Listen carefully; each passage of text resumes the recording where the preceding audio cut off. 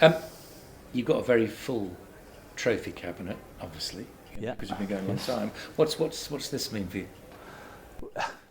It just shows that our customers like what we do for them, and it gets out there, and people vote for us and say, "Hey, we know these guys." And it's important for the team. It's important for the team, and they love it. If I bring back the award today, they're going to say, "Hey, this is not just for me collecting it or whatever.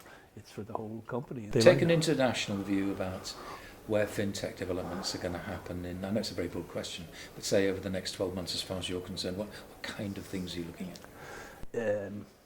The biggest thing we're looking at is easing the onboarding processes.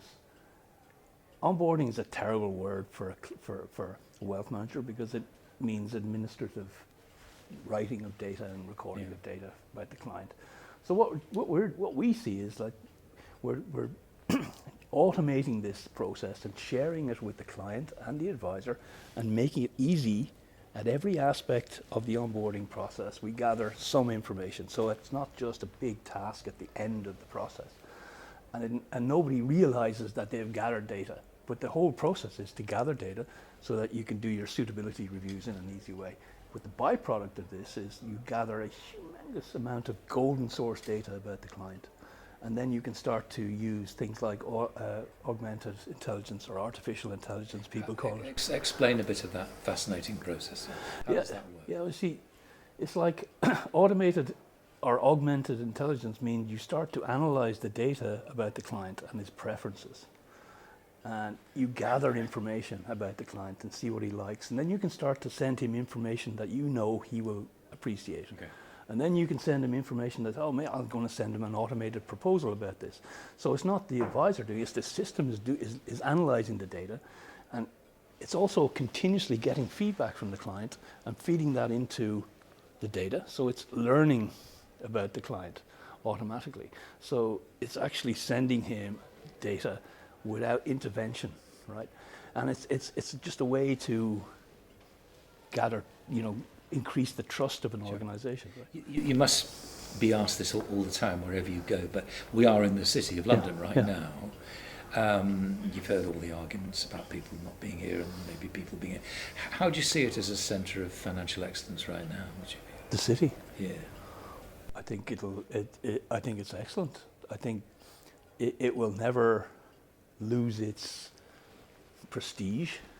However, it needs to change because there's an element of we're now getting older, and how do we bring in the new investors? Yeah.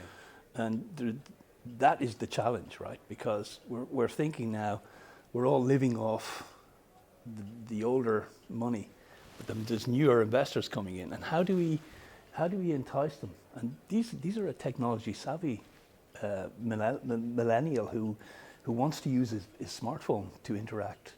So we're doing things like organizing virtual meetings. Like how an advisor has to meet his client every year, but if he has 200 or 300 clients, how physically it's very impossible. But if you can bring in technology that makes it easier, they can have virtual meetings and they can co-browse the portfolios from the browsers and the advisors in the office, the clients at home. You can do. You can process, or you should. It's not a nice word, but you can interact with your client a lot quicker and a lot easier if you use technology. So these are the kind of things that I think are helping to change the city. And the city is very slow to embrace new technology because wealth management is a face-to-face business. But you're not by introducing technology, you're not changing face-to-face. You're just using it over the internet to have a collaborative conversation over video, right? And it's a change, but the industry will always be a person to person because I'm not going to give my money to a machine. I want to talk to somebody. Right?